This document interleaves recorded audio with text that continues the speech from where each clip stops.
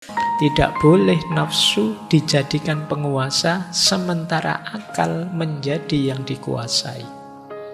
Tidak boleh nafsu menjadi pengendali sementara akal menjadi yang dikendalikan. Tidak boleh nafsu menjadi yang diikuti sementara akal menjadi pengikut. Barang siapa bersabar menghadapi nafsu, niscaya dia memetik hasil yang manis.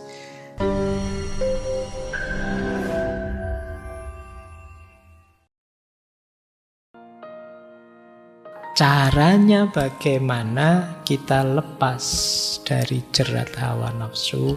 Nah, ini sekarang kita mulai ya mempengaruhi diri kita sekarang untuk tidak terbelenggu lagi oleh hawa nafsu. Yang pertama, ini hubungannya dengan mindset kita.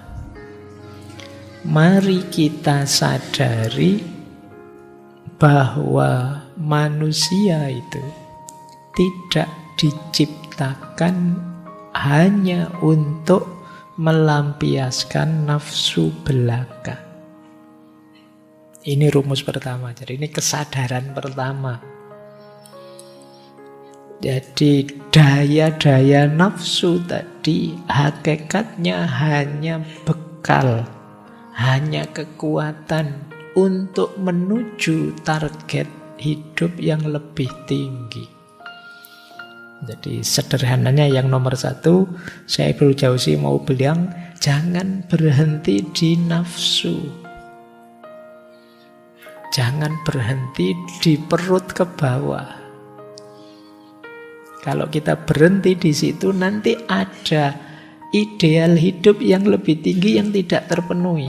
Mari kita sadari ini. Kok tiba-tiba pikiran kita mikirin makan saja, mikirin ekonomi, mikirin kawin saja. Kita ingat, emangnya hidup hanya untuk kawin? Emangnya hidup hanya untuk makan? Enggak kan ya? Oh ya enggak. Ini biar kita tidak terbelenggu. Bukan berarti terus kalau begitu enggak makan Pak, enggak kawin, enggak begitu. Penuhi secukupnya. Jangan berhenti di situ. Jadi ini nasihat yang pertama. Kita sadari hidup tidak sekedar melampiaskan nafsu. Yang kedua, ini masih mindset. Mari kita sadari, kita pikirkan akibatnya. Kok kita merasa terbelenggu oleh nafsu? Entah nafsu apa saja. Emosi, dendam tadi loh, yang 17 tadi. Untuk biar tidak terbelenggu bebas, ayo kita pikirkan sekarang efeknya. Kalau saya sering bohong, efeknya apa ya? Mungkin tidak dipercaya orang. Kalau saya tidak dipercaya orang, sulit nanti saya dapat kerjaan. Kalau tidak dapat kerjaan, lebih mengenaskan hidupku. Ini namanya mikir efek.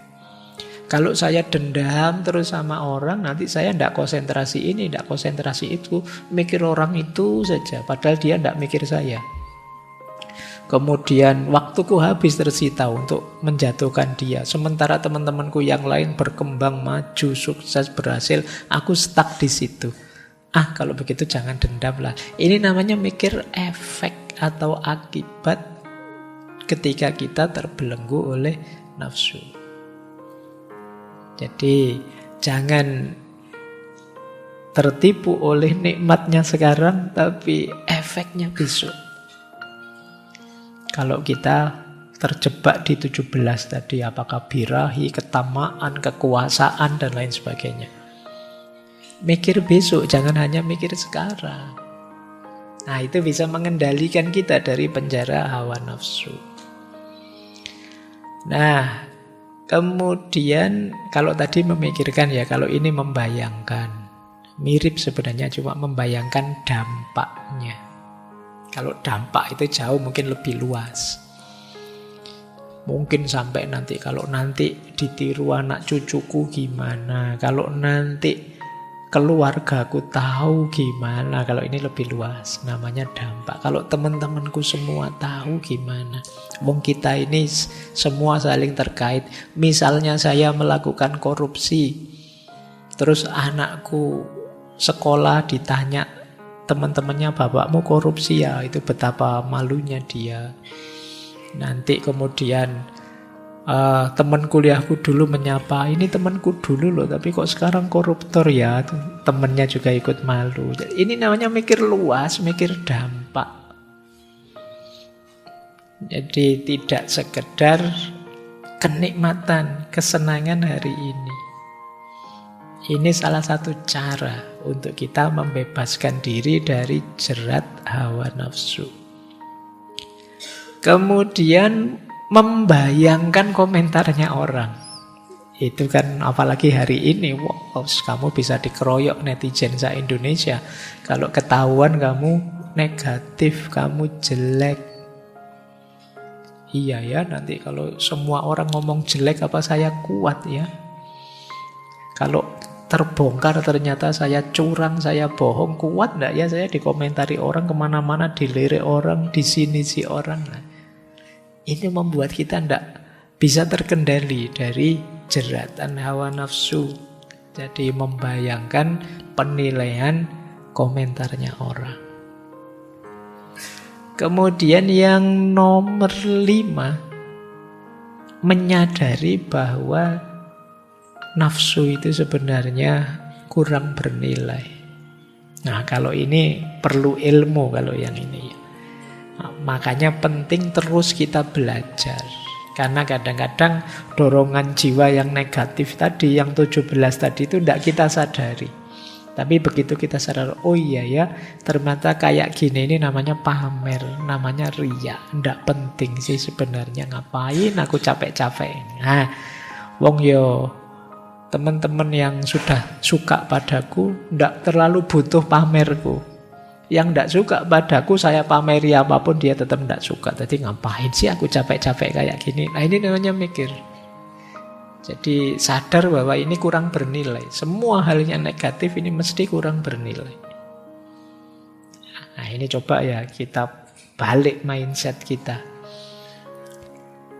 Kemudian mari kita pikirkan juga betapa hebatnya orang yang menang melawan hawa nafsu, betapa hinanya orang yang kalah oleh nafsunya. Jadi kita kan bangga misalnya sapa wis yang menang melawan hawa. Nabi Yusuf. Nabi Yusuf itu sudah diundang ke kamar, yujane yo pingin. Walakot hammat bihi wa hamma biha. Sama-sama punya punya keinginan. Laula an ro'a burhana rabbi. Tapi dia sadar, ndak boleh ini. Masih ingat peringatannya Tuhan, jadi sukses, ndak tergoda. Meskipun ketika mau balik lari keluar terus ditarik bajunya sehingga robek di belakang. Saya ndak bayangkan kalau kasusnya kalian mengalami momen begitu. Itu bisa kejadian beneran, malah mau video oke mungkin ya. Yo, Nabi Yusuf selamat. Dan kita kagum melihat yang seperti itu. Orang yang mampu menaklukkan hawa nafsunya itu mengagumkan. Mungkin teman-teman sering lihat ya, ada kasus apa gitu, terus orang yang jadi korbannya dengan jiwa besar. Baiklah, tidak apa-apa, saya tahu memang tidak ada manusia yang sempurna, saya maafkan dia. Ini kan orang yang dia bisa balas, bisa menghukum, tapi dia memaafkan. Kita melihatnya mulia sekali orang itu, mau memaafkan. Mari kita ingat-ingat ini. Ternyata menaklukkan hawa nafsu itu mengagumkan. Orang melihatnya mulia. Nah, jadi ketika kita mau masuk ke ranah nafsu tadi, kita tersadarkan oleh ini. Ini tantangan. Saya bisa menaklukkannya atau tidak. Kalau saya bisa menaklukkannya, aku akan mulia. Kalau kalah, ya aku akan terhina. Nah, ini cara menyiasati mindset kita. Karena apapun yang kita lakukan itu kan dorongan dari nalar atau mindset kita. Baik, jadi jangan kalah oleh perspektif yang negatif.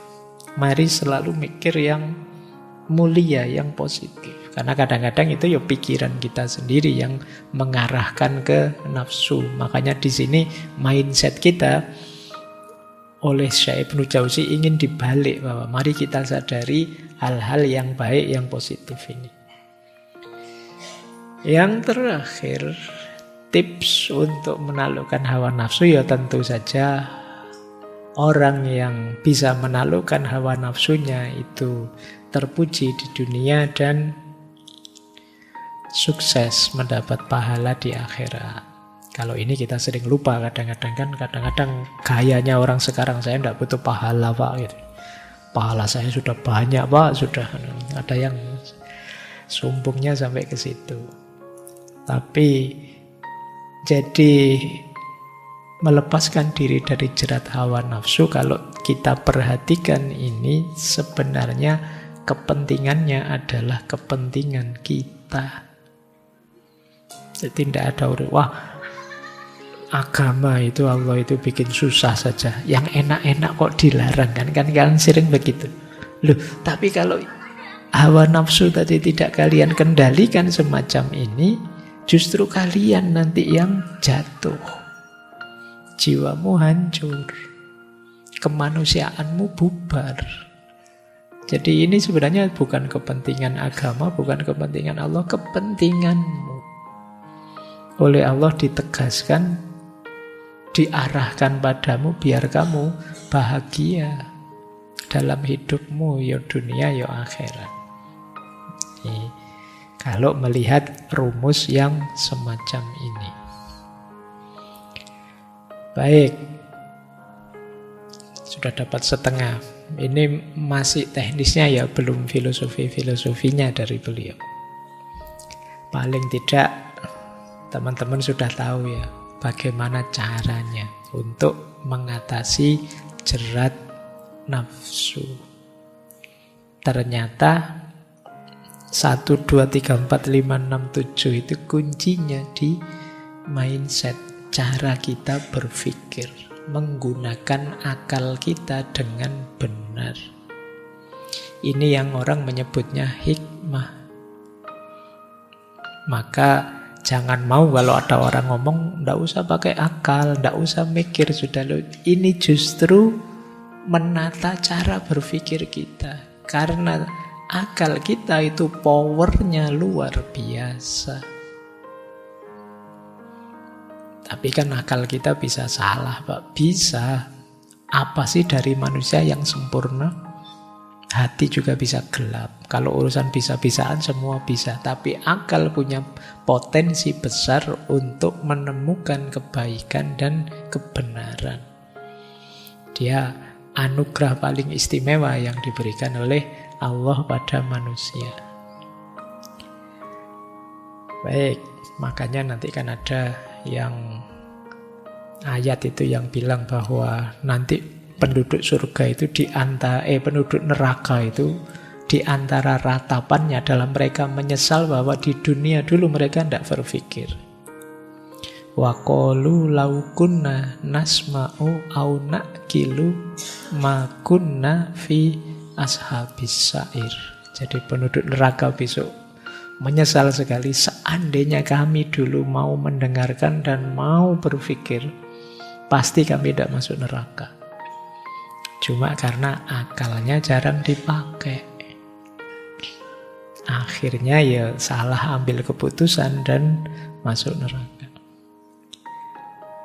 Maka menurut Syekh Ibnu Jauzi di kitabnya ada beberapa alat pembebas dari hawa nafsu yang penting.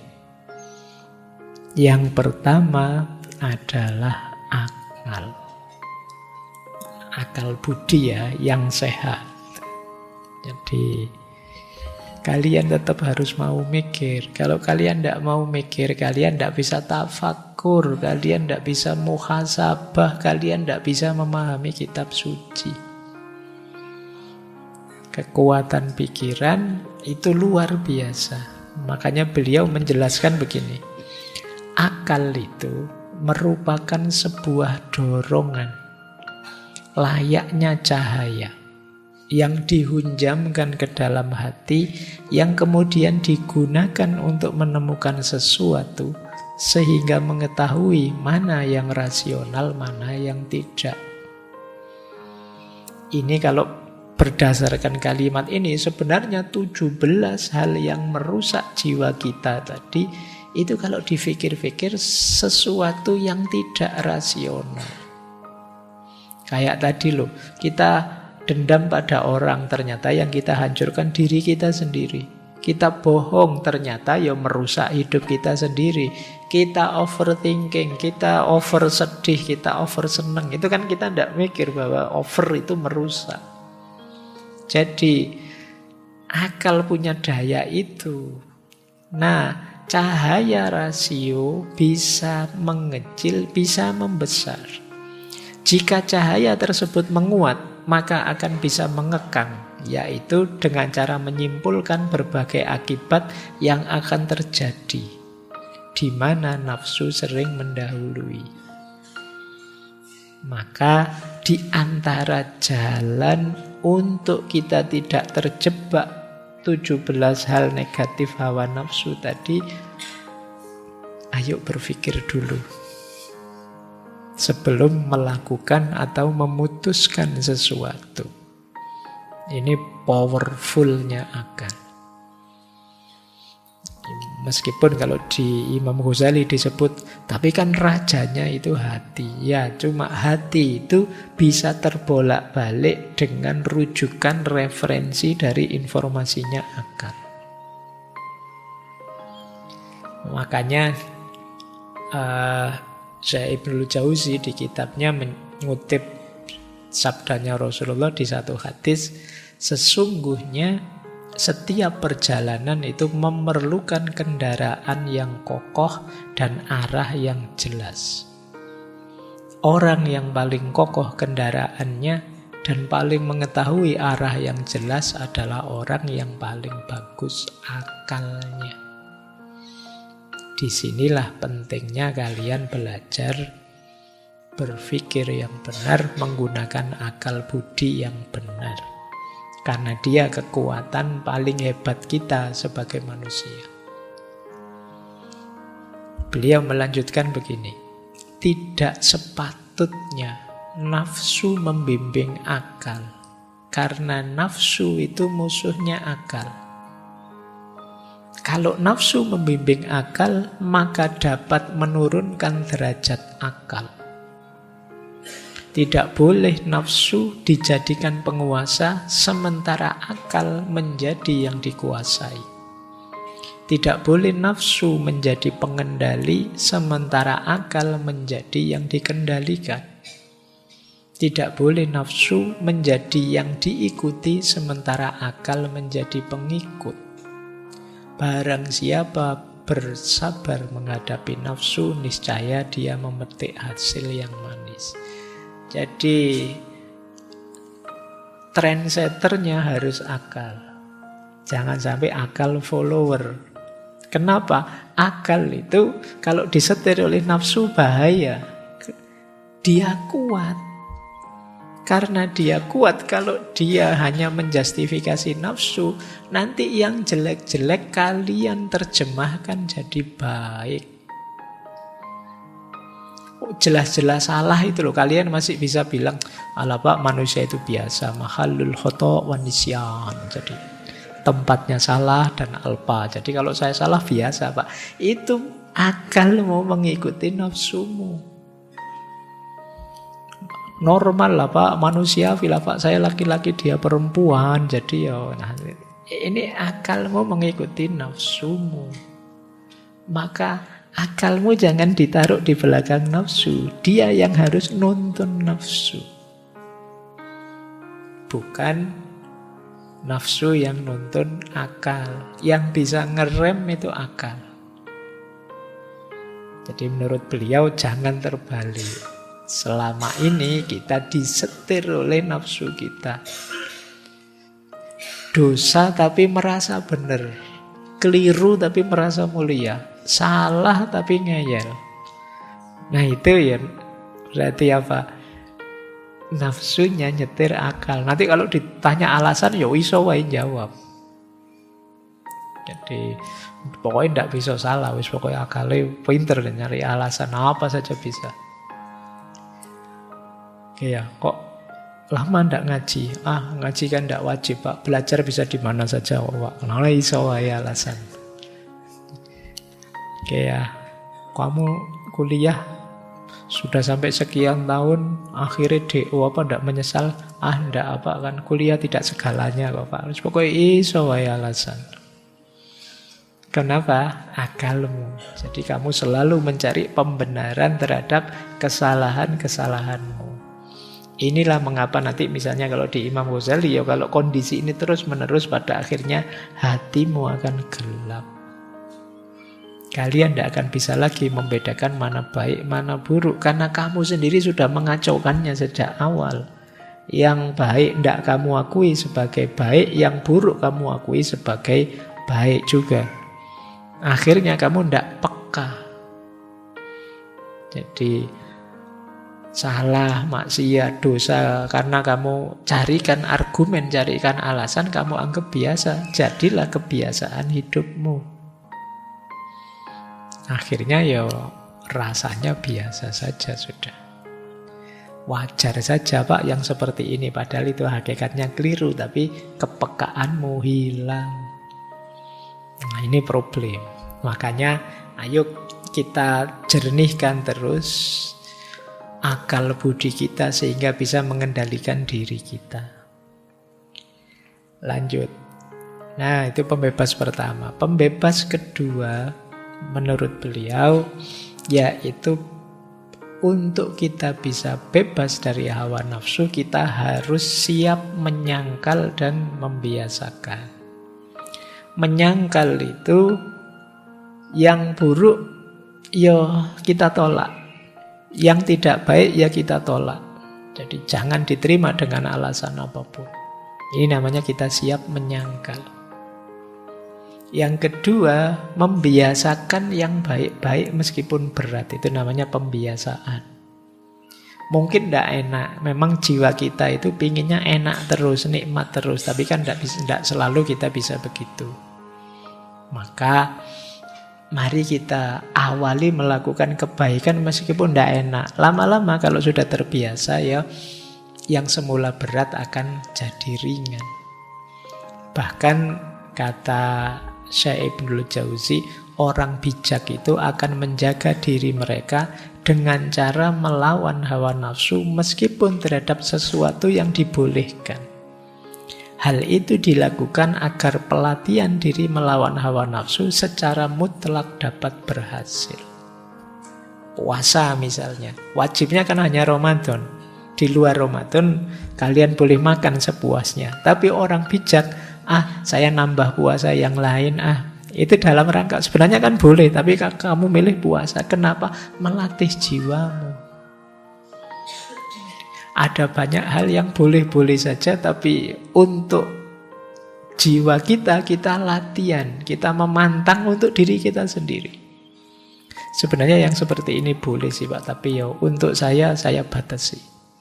Nah, ini namanya penyangkalan dan pembiasaan. Kita harus merancang sendiri ini untuk melatih jiwa kita terbiasa dalam kebaikan dan terbiasa menyangkal yang buruk. Nah, kalau jiwa kita terkondisi, ya tidak mungkin hawa nafsu bisa membelenggu kita. Lanjut. Yang ketiga, pembebas dari hawa nafsu, yaitu apa? Menyibukkan diri dalam kebaikan. Mungkin kita susah menyingkirkan negatif-negatif tadi dalam diri kita. Sambil kita bersih-bersih, kita sibukkan. Biar tidak sempat sombong, biar tidak sempat dendam, biar tidak sempat marah diri kita, kita bikin sibuk dengan yang baik-baik. Ini strategi yang ketiga. Kata beliau, jika hati tidak digunakan untuk tujuan penciptaannya berupa berpikir, menarik kemaslahatan agama dan dunia, serta menjauhi kerusakan, maka dia jadi kosong dan mutiaranya tertutupi.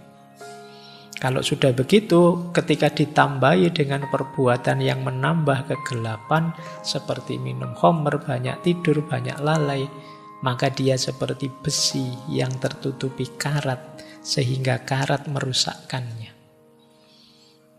Jadi, hati kita itu kalau tidak kita isi dengan yang baik-baik, dia akan terisi dengan yang negatif-negatif.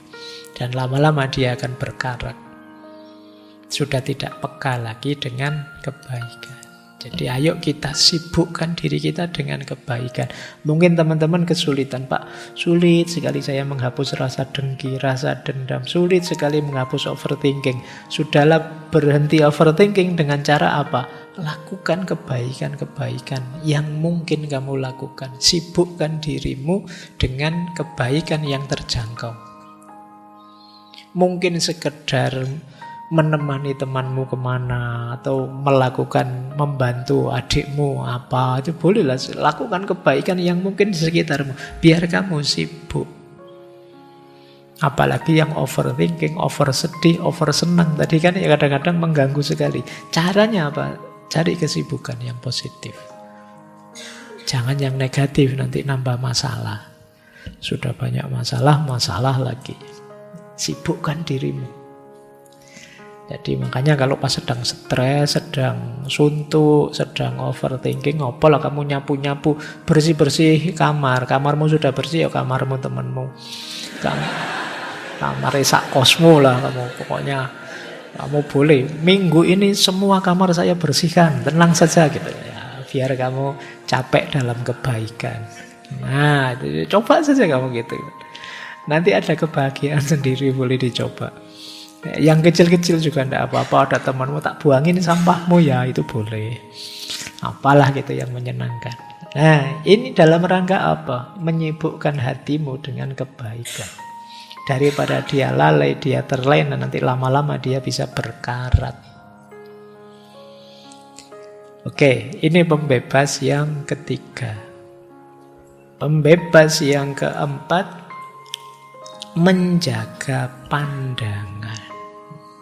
Nah, ini yang agak berat ya untuk kita hari ini. Menjaga pandangan itu saya memaknai tidak sekedar matanya tidak jelalatan kemana-mana, tapi juga untuk hal-hal yang kita tidak perlu tahu, ya kita tidak harus tahu. Ini namanya menjaga pandangan. Informasi-informasi yang tidak seharusnya kita tahu, ya mending tidak tahu saja. Daripada nanti kita sibuk, kita gelisah, depresi gara-gara itu, padahal itu bukan urusan kita. Jadi kata beliau, banyak orang yang berlatih sungguh-sungguh beribadah pada Allah, terus rusak agamanya gara-gara tidak menjaga pandangan. Ketahuilah, semoga Allah memberi taufik padamu, sesungguhnya pandangan adalah pembawa berita bagi hati. Pandangan menyampaikan berita hal-hal yang dilihatnya, mengukir rupa-rupanya ke dalam diri, lalu pikiran berputar-putar di sana sehingga menyibukkan dirinya dari berpikir tentang hal-hal yang bermanfaat untuk akhirat. Kadang-kadang ada hal tidak penting masuk ke kepala kita jadi informasi, atau kita lihat misalnya terus jadi pikiran kita terus. Padahal seandainya kita tidak tahu, ya tidak apa-apa sebenarnya, tidak masalah. Tapi kita terlanjur tahu terus jadi beban pikiran. Makanya kalian kalau baca berita kadang-kadang ada banyak berita yang kamu skip saja. Tidak penting. Eman-eman membebani kepalamu. Sama seperti pandangan, yang tidak harus dilihat jangan dilihat. Nanti malah jadi masalah. Ya apalagi melihat yang tidak seharusnya dilihat. Kenapa? Akan tersisa di kepalamu. Coba ya misalnya kalian melihat video artis ini, padahal sudah lama tahun berapa, tapi kan masih ada di kepalamu. Setiap kali artis itu muncul terus komenmu, saya sudah lihat loh, mesti ngomong. Loh itu kan berarti dia nempel di kepalamu terus menerus. Itu yang dimaksud menjaga pandangan. Akhirnya banyak hal tidak penting, banyak hal tidak ada gunanya di kepalamu. Itu makanya kalau kalian kuliah tidak ada yang masuk. Kenapa? Sudah penuh isinya. Macem-macem sudah. Kamu hafal benar artis siapa saja yang janda, artis siapa saja yang mau cerai. Artis itu kan informasimu lengkap sudah di kepalamu. Nah, ayo latihan menjaga pandangan. Lanjut. Beliau ngasih tips begini untuk menjaga pandangan. Jika kamu terlanjur mengalami seperti itu, maka pengobatannya adalah dengan menjaga pandangan setelah itu. Dan memutus keinginan-keinginan dengan cara menutup pintu pandangan. Jika sudah demikian, maka pengobatan terhadap penyakit yang sudah ada dalam hati mudah. Jadi kalau sudah terlanjur seperti tadi, Pak, ini terlanjur isinya kacau, Pak. Caranya gimana? Sekarang ditutup dulu sumber yang masuknya. Analogi beliau menarik. Hal itu karena ada aliran banjir. Kalau ada banjir, kemudian alirannya tertutup, kan yang tersisa genangannya saja. Kalau tersisa genangannya, maka banjir mudah mengering. Tapi kalau alirannya tidak kalian tutup, ya akan masuk terus. Jadi solusinya kamu tutup dulu yang kemarin terbuka, jadi jalannya masuk macam-macam. Kalau sudah ditutup, yang di dalam yang tadi sudah terlanjur masuk kan gampang bersih-bersihnya. Tapi kalau membanjir terus, ya banjir terus sudah, tidak bisa bersih-bersih. Tidak ada pengobatan terhadap penyakit di hati yang lebih kuat daripada memutus sebab-sebabnya. Kemudian mencegah berpikir tentangnya karena takut siksaan Allah. Ketika kamu mengamalkan pengobatan ini, maka dekatlah harapan keselamatanmu. Dan jika kamu membiarkan hasrat, maka hasrat ini akan naik ke tingkat tekad. Kemudian tekad menggerakkan anggota-anggota tubuh. Dari mata masuk ke pikiran, mendorong keinginan, karena pikiran terus memunculkan keinginan. Kalau sudah ingin, biasanya naik level jadi tekad. Kalau sudah tekad, biasanya akan kamu jalankan. Kalau tadi yang masuk hal-hal yang jelek, yang negatif, ya dia akan mendorong ke tindakan-tindakan yang negatif, bahkan lebih negatif lagi. Sering saya bilang kita itu tergantung apa yang masuk ke kepala kita. Kalau yang masuk ke kepala kita hal-hal yang negatif, maka kita akan melihat dunia ini secara negatif. Kalau zaman saya dulu ada istilah pikirannya ngeres.